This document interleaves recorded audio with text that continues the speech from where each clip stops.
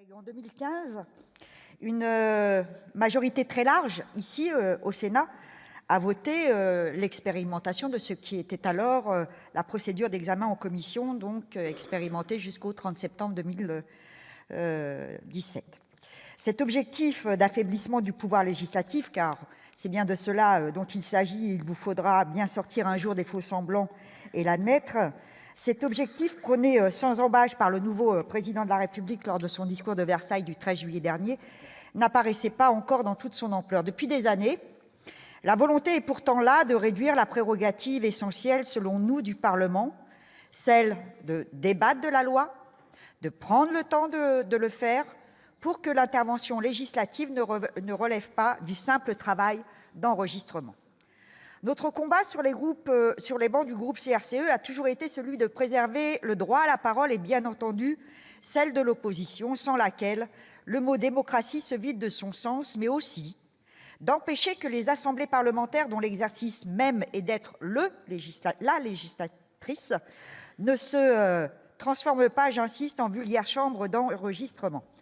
Alors que le débat budgétaire se termine, moment essentiel de l'année parlementaire, peut-on sans rougir affirmer que les droits du Parlement ont été maintenus ces dernières années ? Peut-on continuer à berner nos concitoyens et concitoyennes en leur laissant à penser que la loi de programmation des finances publiques, non seulement d'inspiration européenne, mais transcription directe des directives de la Commission de Bruxelles, le traité budgétaire signé par M. Sarkozy, Mme Merkel et validé par François Hollande, et la déclinaison de cet encadrement européen, l'article 40 de la Constitution radicalisé par la LOLF, n'ont aucun impact sur la réalité du pouvoir parlementaire. Aujourd'hui, M. Macron veut impulser une nouvelle étape. Il pousse à l'accélération des débats, à la réduction de la durée de la session législative, à la législation en commission enfin. Faisant mine de flatter le Parlement, il vante les mérites du pouvoir de contrôle des assemblées. Mais cette petite musique, qui fut celle du comité Balladur qui rendit ses travaux sur la réforme des institutions il y a 10 ans, fait perdre de vue l'essentiel. Notre système démocratique, qui puise sa source, faut-il le rappeler, dans l'élan révolutionnaire de 1789 et la force du contrat social de Rousseau ou l'esprit des lois de Montesquieu, c'est de conférer le pouvoir législatif aux représentants du peuple. Notre opposition constante à la Constitution de 1958 trouve sa source dans l'affirmation du pouvoir présidentiel face au pouvoir législatif. Or, depuis le constat du coup d'État permanent par François Mitterrand, la situation s'est aggravée au détriment des assemblées. L'inflation législative, la déferlante des normes européennes, mêlant technicité et réformes essentielles, la montée en puissance du Conseil constitutionnel affaiblissent année après année le pouvoir des assemblées.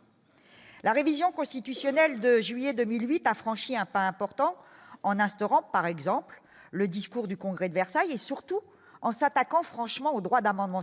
C'est depuis cette révision que, par exemple, la réforme du créditant, véritable 49.3 parlementaire, a été instaurée à l'Assemblée nationale.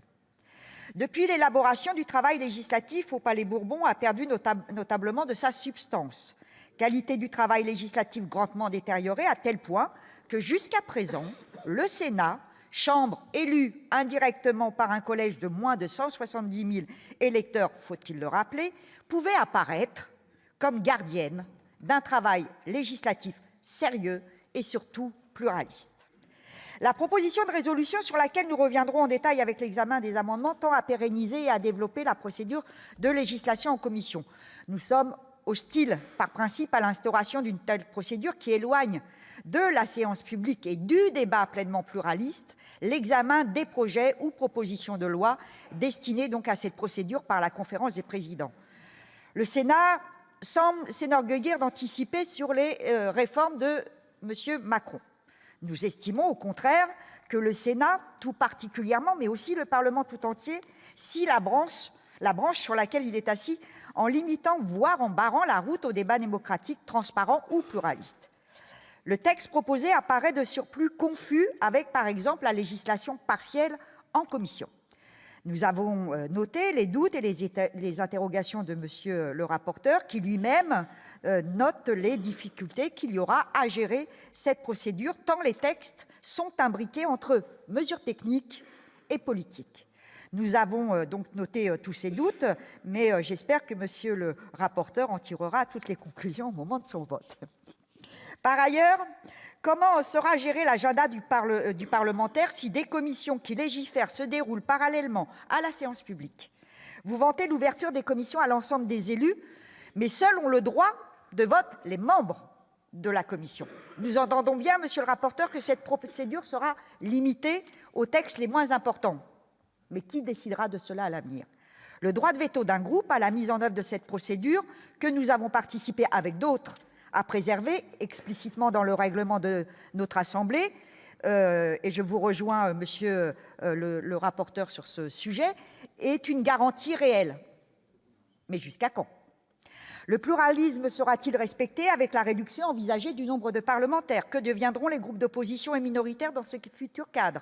Qui pourra exercer le droit de veto à l'avenir ?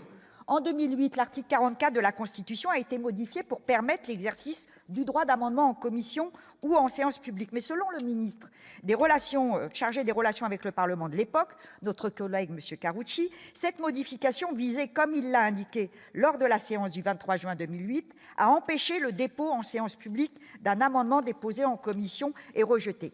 La révision a donc été détournée de son sens pour favoriser un dangereux déni antidémocratique. Notre groupe rejettera cette nouvelle procédure, car en plus j'ai peu de doutes sur le sort qui sera réservé à nos amendements.